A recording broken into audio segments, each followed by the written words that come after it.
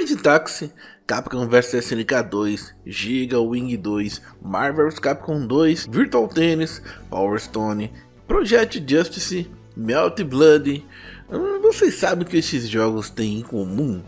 Além de muitos deles terem sido produzidos pela SEGA, eles foram feitos para a placa de arcade Naomi, uma placa revolucionária que, além de tudo, deu origem ao tão amado Dreamcast. E aí vocês podem me perguntar, mas que placa é essa aí? Quem é essa tal de Naomi? Calma, jovens, que hoje vocês vão saber o que é uma placa de arcade, quais as placas que vieram antes da Naomi e como foi a sua história. Isso e mais detalhes você vai conferir comigo no vídeo de hoje. Mas antes, não esqueça de deixar aquele like para ajudar na relevância do canal. Você pode até não acreditar, mas ajuda muito. E se caso você assistir e não gostar do vídeo, é só você tirar seu like e ficar de fora dos meus contras de Hokuto no Ken. Agora, se você quiser saber mais sobre o tema de hoje, chega mais, se aconchegue, pois você está no Retropoint. Antes de falarmos da SEGA Naomi, precisamos voltar no tempo para entendermos melhor a evolução dessas placas. Na década de 70 surgiram os primeiros arcades, mais precisamente com o Galaxy Game, feito pela Stanford University em 1971, que foi sucedido pelo Pong do Atari em 1972, considerado por muitos o primeiro jogo de arcade a fazer sucesso. Essas máquinas utilizavam placas que tinham apenas circuitos integrados, mas foi com Gunfight de 1975, produzido pela Midway, que tivemos o primeiro arcade a utilizar um microprocessador Intel 74P8080A de 2 MHz e 100 cores. Assim, o Atari também começa a criar seus arcades utilizando os processadores da Motorola, como o 6800 e o 6502. Que permitia gráficos coloridos e era capaz também de criar gráficos vetoriais. E o que essa evolução poderia ajudar nos arcades? Bom, com essa primeira evolução, os jogos poderiam ter uma experiência melhorada, saindo um pouco do padrão dos jogos sem muita inovação, como por exemplo o Game Moon Patrol de 1982, produzido pela Irem, que nos apresentava o primeiro jogo a utilizar técnicas de parallax scrolling, dando uma experiência mais dinâmica para o jogador. Mas você saberia me dizer o que esses jogos têm em comum? Todos eles possuíam placas programadas com apenas um jogo.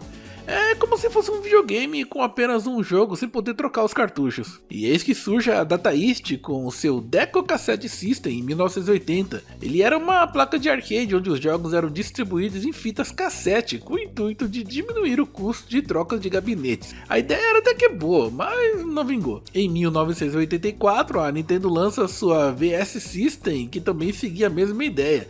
Os jogos eram semelhantes à versão de NES ou Famicom, mas ambos também não alcançaram muitos resultados. E aí surge também a Konami para entrar na brincadeira com o seu Bubble System, criado em 1985, e ele utilizava jogos em disquete, que também não foi pra frente. Mas a Nintendo não desistiu e voltou e teve com sua segunda tentativa de emplacar com o seu Play Choice 10 em 1986, e ele vinha com 10 jogos de NES disponíveis para o gabinete, e esse durou um pouco mais, até a chegada da... Sim, ela mesma, a famosa MVS da Neo Geo, que acertou a mão mudando tudo que já tinha criado nos arcades, utilizando placas que poderiam trocar de jogos como se fossem videogames domésticos. Mas calma, a Neo Geo não estava sozinha. Junto da MVS da Neo Geo tínhamos também a SEGA com a sua Sega System 16, com cerca de 40 jogos lançados para a plataforma, fazendo dela uma das arquiteturas mais bem sucedidas da SEGA e que começaram a mostrar para que veio. Desta Sega System 16 foram criadas duas variações, a Sega System 16A e 16B, e para evitar a pirataria, além da criação de jogos derivados ilegais, várias placas System 16 utilizavam um sistema de criptografia. Mais precisamente dizendo, um microprocessador Hitachi FD1094 que possuía um microprocessador com uma chave que utilizava uma criptografia de segurança no lugar do CPU normal. Vale lembrar também que o System 16 é o lar de muitas franquias de maior sucesso da SEGA, como por exemplo Shinobi, Fantasy Zone, Altered Beast, Golden Axe e outros. Após o lançamento do Sega Hang-On, o System 16 se popularizou com o uso do combo do Motorola 68000 e o Zilog Z80, que mais tarde foi imitado pelas placas CPS-1 e CPS-2 da Capcom, entre outros sistemas de arcade da época. A SEGA sempre inovou nas suas placas de arcade, como por exemplo a criação de sua System 32 em 1991, na qual temos a primeira placa de arcade com uma arquitetura de 32 bits, e logo em 1992 a SEGA lança a Model 1, a primeira placa de arcade a conter um processador exclusivo para calcular gráficos 3D, e para a placa é lançado no mesmo ano seu primeiro jogo, o Virtual Racing.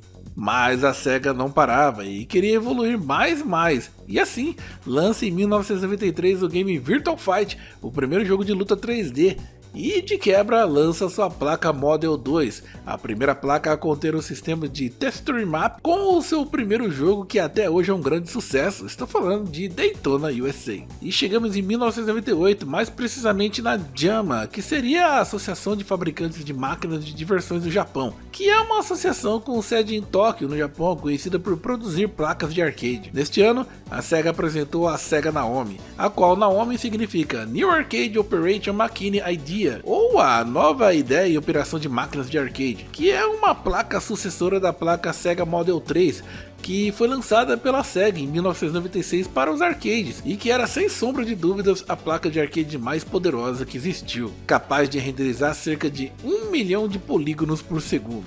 Polígonos os quais nos apresentou jogos conhecidos até hoje, como Virtual Fight 3, SEGA Rally 2, Virtual Strike 2, entre outros.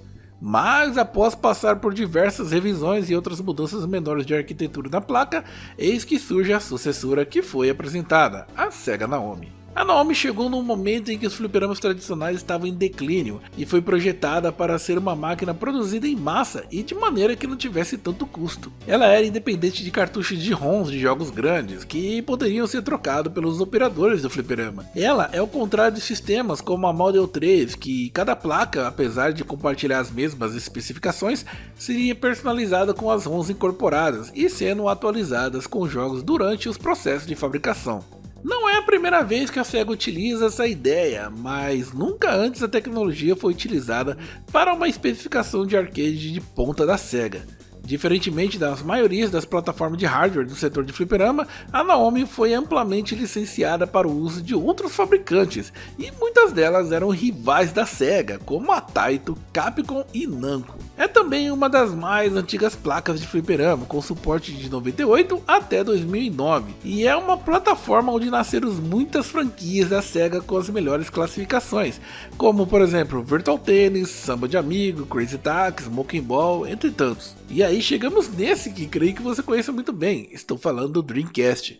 Ele era um ótimo console com gráficos lindos para a época e sua maior qualidade era ser praticamente um arcade rodando no console. Era demais, uma baita diversão ter um fliperama em casa. Mas esta qualidade fazia todo sentido, pois tanto o Dreamcast como o SEGA Naomi compartilhavam da mesma arquitetura de sistema, utilizando os mesmos processadores de sistema de áudio. Só que a Naomi possuía 2 vezes mais memória de sistema e memória de vídeo e 4 vezes mais memória de som. Como tinha dito, a Naomi utilizava os jogos em placas ROMs, só que mais tarde a SEGA passou a oferecer a opção de sistema de GD-ROM, que era equipado com uma grande quantidade de memória RAM, responsável por armazenar temporariamente o jogo, reduzindo o desgaste do leitor óptico. Muitas empresas lançaram ótimos jogos na plataforma, entre elas temos a Capcom com seu Marvel vs Capcom 2, a Tecmo com as gatinhas de Dead or Alive 2, a Psycho com seu frenético Zero Gunner, entre tantos. E devido a todos esses fatores, o baixo custo dos jogos, a grande disponibilidade e a compatibilidade somada à facilidade de se programar os jogos,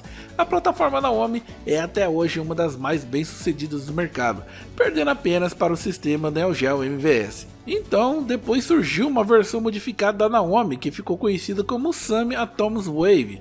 O Atomos Wave é baseado na placa de sistema Naomi da SEGA, portanto, é comum vermos o logotipo da SEGA na tela de inicialização de seus jogos. O Atomos Wave usa um cartucho de jogos intercambiáveis, ou seja, pode ser trocados, e o painel de controle pode ser facilmente trocado com diferentes conjuntos de controles. Essa placa teve uma grande importância no mercado, pois o antigo sistema MVS da Neo Geo já não era mais fabricado, e quando a SNK se juntou com a Playmore, precisava de um sistema similar ao MVS para dar continuidade aos jogos. E assim, a empresa escolheu a Atomos Wave como o próximo sistema para a produção de seus jogos. E em um contrato com a Sammy, a SNK Playmore concordou em desenvolver 5 games para o sistema Atomos Atom's Wave.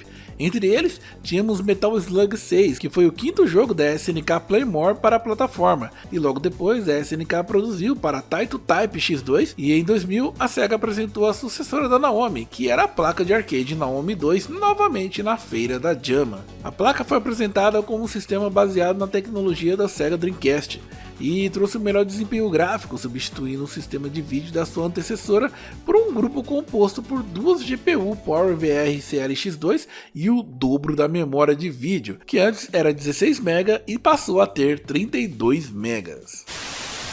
Rapaz, essa placa fez história, hein? Mas confesso que joguei muito mesmo foi o Hokuto no Ken da Atom's Wave. E você? Quais os jogos e quais placas você mais gostou de jogar? Deixe seu comentário aqui embaixo e vamos conversar, beleza? Ah, mas antes de ir, fica aqui mais um pouquinho comigo assistindo a esses dois vídeos. O primeiro é para você conferir as curiosidades sobre o desenvolvimento de Donkey Kong Country. E o outro, quem é a moça que aparece nas capas de jogos de MSX? Vão lá conferir. Do mais, nos encontramos no próximo vídeo aqui no Retropoint, o ponto de encontro de quem curte videogames.